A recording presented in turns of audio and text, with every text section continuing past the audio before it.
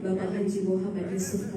Yang terhormat Ketua Umum PMI Pusat, yang kami hormati Gubernur Aceh, pada kesempatan ini Sekretaris Daerah Aceh, Forum Koordinasi Pimpinan Daerah, hadirin yang kami muliakan.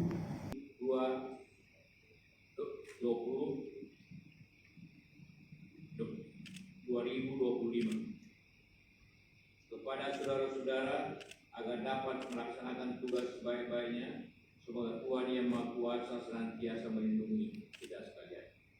Terima kasih. Assalamualaikum warahmatullahi wabarakatuh. Dilanjutkan dengan penandatanganan berita acara pelantikan.